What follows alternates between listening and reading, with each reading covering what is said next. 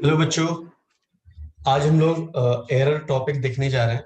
ठीक है, तो आज इस लेक्चर में हम लोग क्या करेंगे, सबसे पहले जानेंगे एरर क्या होता है। उसके बाद हम लोग देखेंगे कितने टाइप्स के एरर होते हैं।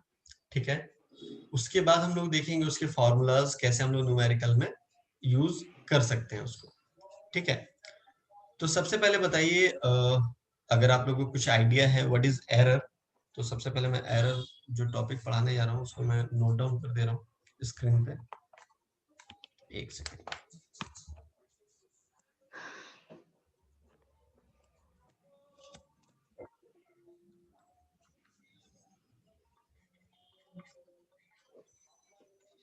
चलिए बताइए एरर होता क्या, व्हाट इज एरर। अगर मैं आप लोग से पूछूं कि एरर होता क्या, तो क्या बताओगे? रिया, आपके पास कुछ है, कुछ आइडिया? नंबर नंबर डिफेक्ट होता है। देखिए एरर क्या होता है, एरर का होता है true value, true value minus measured value, measured value. ठीक है, जैसे कि एग्जांपल लेके मैं बताता हूँ। जैसे मान लो फॉर एग्जांपल तुम दुकान गई, ठीक है, तुमने बोला कि यस सर। 1 kg राइस देने के लिए, कितना देने के लिए बोला? 1 kg rice. 1 kg rice. But उसने क्या करा, तुमको दिया कितना? 900 ग्राम। कितना दिया? 900 ग्राम। 900 ग्राम। तो एक्चुअल में उसका ट्रू वैल्यू क्या था? ट्रू वैल्यू था तुम्हारा 1 kg। उसने दिया तुमको 900 ग्राम, तो कितने का एरर आ गया? तो एक एक केजी में कितना होता है? 1000 ग्राम होता है। तो 1000 ग्राम 1000 में से ग्राम। 900 ग्राम माइनस करेंगे तो कितना बचेगा हमारा? 100 ग्राम। तो 100 ग्राम का 100 ग्राम। एरर हो गया। आया समझ में? तो अगर यस सर। आज के बाद से कोई आपसे पूछता व्हाट इज एरर, तो error equals to true value minus measured value. ठीक है, यस सर। चलिए इसके बाद हम लोग देखते हैं what are the types of error. Error के 3 टाइप होते हैं। ठीक है, तो सबसे पहला जो एरर का टाइप होता है वो है absolute error, absolute, absolute error. ठीक है, दूसरा जो है उसको बोलते हैं रिलेटिव एरर, रिलेटिव एरर। और तीसरा जो है वो है परसेंटेज एरर। ये 3 तरीके का एरर आप लोगों को पढ़ना है। ठीक है, तो अब इसके यस स्टेप्स सर। होते हैं कि कैसे हम लोग फाइंड आउट करेंगे। ठीक है, तो बताता हूं मैं कैसे स्टेप्स हम लोग फाइंड आउट करते हैं। ऑब्सोल्यूट एरर कैसे फाइंड आउट करेंगे, रिलेटिव एरर कैसे फाइंड आउट करेंगे, परसेंटेज एरर कैसे फाइंड आउट करेंगे। तो आपको मैं सिर्फ फॉर्मूला बता देता हूँ। ठीक है, बाकी एमसीक्यू क्वेश्चन जब हम लोग करेंगे तो उसमें अच्छे तरीके से उसको देखेंगे। ठीक है, क्योंकि देखिए ओके सर। अगर एकेडमिक का होता तो मैं आपको स्टेप बाय स्टेप बताता, इसके सारे स्टेप्स लिखवाता मैं। But this video is for the MCQs. तो आप लोग को मैं क्या कर रहा हूँ, आप लोग को फॉर्मूला बताऊंगा, उसको अप्लाई करने के लिए सिखाऊंगा। ठीक है, बाकी अगर आपको देखना ओके है स्टेप बाय स्टेप इसको सॉल्व कैसे किया जाता है, आप लोग कमेंट करना, मैं आप लोगों के लिए अलग से वो भी वीडियो बना दूंगा। ठीक है, तो चलिए सबसे पहले देखते हैं ऑब्सोल्यूट एरर निकालते कैसे। एब्सोल्यूट एरर हम लोग निकालेंगे कैसे, फिर रिलेटिव एरर कैसे निकालेंगे, और फिर परसेंटेज एरर कैसे निकालेंगे। ठीक है, तो सबसे पहले मैं बताता हूँ एब्सोल्यूट एरर का जो लाइक फॉर्मूला होता है, या उसको लिखते कैसे हैं। Del a bar equals to del a one bar plus del a two bar plus del a three bar dot dot dot dot dot dot आपका जाता रहेगा कितना, जितना नंबर ऑफ एन होगा, मतलब जितने आपके वैल्यू दिए रहेंगे हम उतने बार इसको करेंगे। तो अब क्वेश्चन ये उठता है कि सर ये जो डेल ए बार आपने लिखा है, डेल ए टू बार लिखा है, डेल ए थ्री बार है, ये सर हम लोग कैसे फाइंड आउट करेंगे, कैसे फाइंड आउट करेंगे, क्वेश्चन ये उठता है ना। यस। तो सबसे पहले यस आपको क्या करना है, ए बार आप लोग को फाइंड आउट करना है, ए बार। तो ए बार कैसे फाइंड आउट होगा, जो भी आपका गिवन रीडिंग दिया रहेगा, जैसे मान लो फॉर एग्जांपल मैंने आपको रेजिस्टेंस का रीडिंग दे दिया 1 2 3 4 5, मैंने ये दे दिया रेजिस्टेंस का रीडिंग। तो आपको क्या करना है कि ए बार का मतलब क्या हो गया, इसका एवरेज निकालना है। क्या निकालना है? एवरेज। तो एवरेज कैसे एवरेज निकालोगे? 1 + 2 + 3 + 4 + 5 कर दे, अपॉन में टोटल 5 नंबर 1 2 3 डिवाइडेड 4 बाय 5 5 से 5। डिवाइड कर दे। तो ये जो तुम्हारा टर्म आएगा that is called the A bar. क्या आया तुम्हारा? ए बार। ठीक है। ए बार। अब क्वेश्चन उठता है कि सर मुझे ए बार नहीं चाहिए था, सर मुझे जो चाहिए था डेल A1 बार कैसे निकलेगा, ये बताइए। तो डेल A1 बार हम लोग कैसे निकालेंगे बताता हूं मैं आपको। तो सबसे पहले आपको करना क्या है, यहाँ पे आपका जो एवरेज आया है, जैसे मान लो फॉर एग्जाम्पल यहाँ पे एवरेज आ गया तुम्हारा 8, मैंने कंसिडर कर लिया, ठीक है। मान मत लेना कि 8 यस आया, सर। मान लो मैंने 8 मान लिया, यहाँ पे 8 आया, ठीक है। आपको करना क्या है, सारी चीज को मोड में रखना है, क्योंकि देखिए मोड पे मैंने लिखा है, मोड पे मतलब ये नेगेटिव नहीं यस आ सर। सकता, ठीक है। यस तो सर। मोड पे रखा है मैंने। अब क्या करना है, ये 8 को इधर लिखना है, माइनस तुम्हारा जो फर्स्ट वाला रीडिंग है 1, आया समझ में? ये आ जाएगा। Yes sir. फिर डेल A2 बार कैसे निकालोगे तुम? 8 8 को माइनस रखना है mod minus of 8 minus 2। A2, तो जो तुम्हारा आएगा ये A2 बार आ जाएगा। क्लियर है? यस उसके सर। बाद यहाँ पे रख करके जितना नंबर ऑफ रीडिंग है, नंबर ऑफ रीडिंग कितना 5 है, 5 से डिवाइड कर देना उसको, सिंपल। कोई दिक्कत? No sir. चलिए, तो ये जो हम लोगों ने सीखा है that is called the absolute error निकालने का टेक्निक सीखा, ठीक है। अगर एब्सोल्यूट एरर आपको फाइंड आउट हो गया तो फिर रिलेटिव एरर और परसेंटेज एरर निकालना काफी आसान हो जाएगा। तो कैसे आसान हो जाएगा, लेट्स सी, देखते हैं।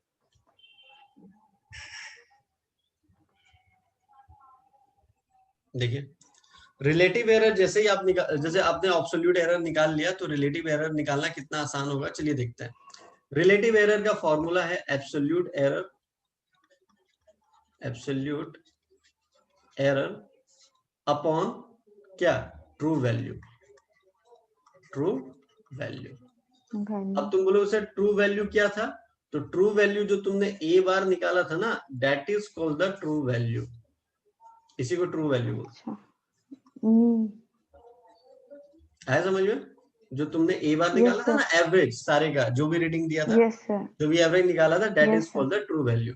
तो इसको हम लोग कैसे लिख सकते हैं, अगर इसको तुम फॉर्मूला में लिखना चाहो तो एब्सोल्यूट एरर को del a bar upon true value को ए बार। आया समझ में? Yes sir. चलिए, अब परसेंटेज एरर कैसे निकालेंगे? तो भैया इसी को अगर मैं 100 से मल्टीप्लाई कर दूं तो we will get the percentage error. आया समझ में? Yes sir. तो एब्सोल्यूट सबसे इंपॉर्टेंट है, एब्सोल्यूट निकल गया तो रिलेटिव निकल जाएगा, रिलेटिव निकल गया तो परसेंटेज एरर निकल जाएगा। परसेंट। कोई दिक्कत? No sir.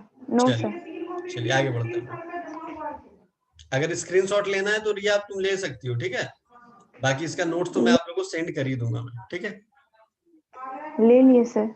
चलिए ठीक है। नेक्स्ट, तो कॉम्बिनेशन ऑफ एरर नेक्स्ट हम लोग को पढ़ना है, ठीक है। Combination of error, combination of errors, ठीक है। तो ये कॉम्बिनेशन ऑफ एरर होता क्या है? तो देखिए, कॉम्बिनेशन ऑफ एरर होता है ए बार प्लस माइनस डेल ए बार। अभी आपको बताया था ए बार क्या था हमारा, अभी बताया ट्रू था ना। वैल्यू। हाँ, true value, that yes is sir. The average error. क्या बोलेंगे?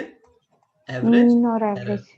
और ये क्या था हमारा del a bar? Del a बार था मेरा एब्सोल्यूट एब्सोल्यूट एरर। एरर। तो इसी को बोलते हैं कॉम्बिनेशन ऑफ एरर। आया समझ में? ठीक है। Yes sir.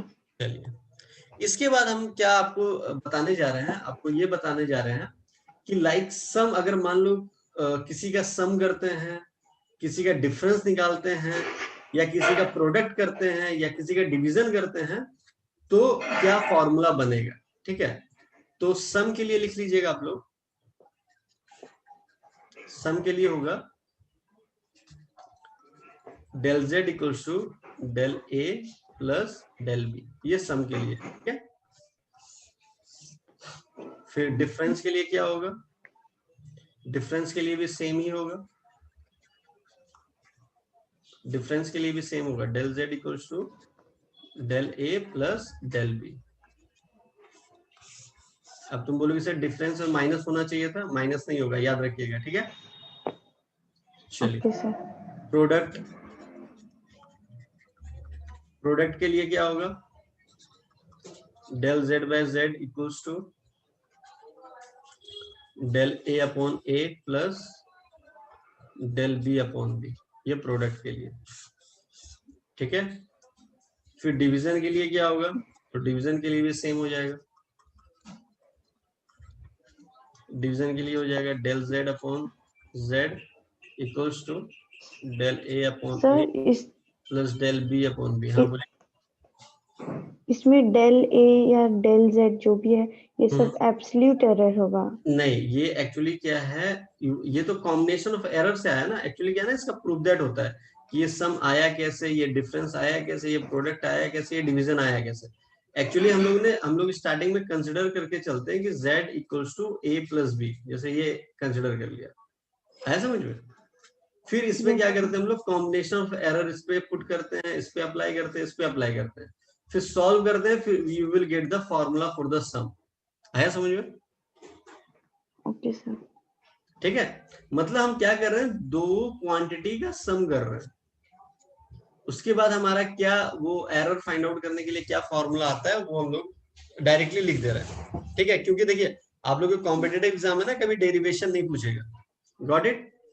Yes sir, yes sir. चलिए इसके बाद हमारा आता है पावर ऑफ अ क्वांटिटी,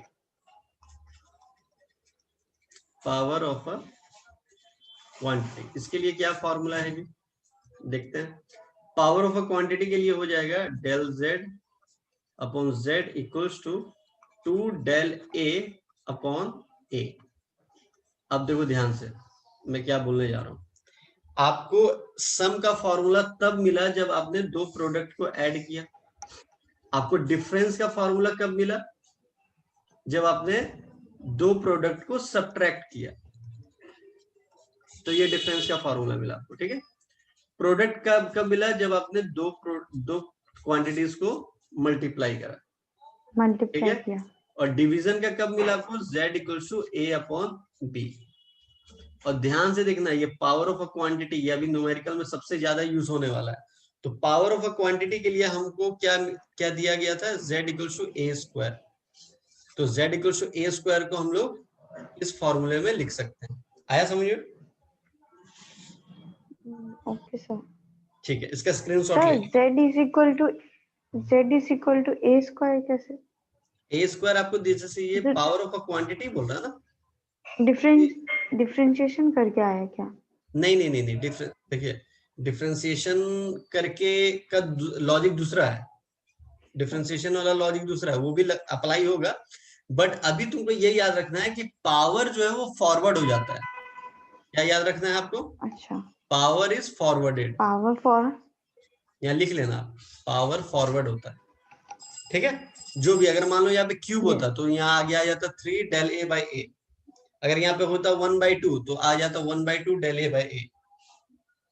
कोई दिक्कत? Okay sir. No sir.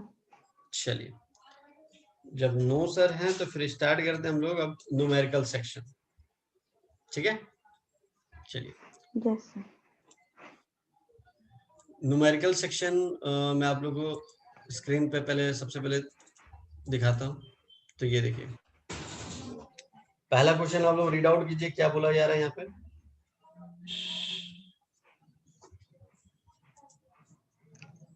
First question read out कीजिए। अच्छा एक सेकेंड, आप लोग को मैं ये वाला वीडियो यहीं पे एंड अप कर रहा हूँ, आप लोगों को मैं दूसरी मीटिंग आईडी पासवर्ड दे रहा हूँ, ठीक है। ओके, फिर हम लोग न्यूमेरिकल सेक्शन उस वीडियो पे करेंगे, ठीक है। Okay yes sir.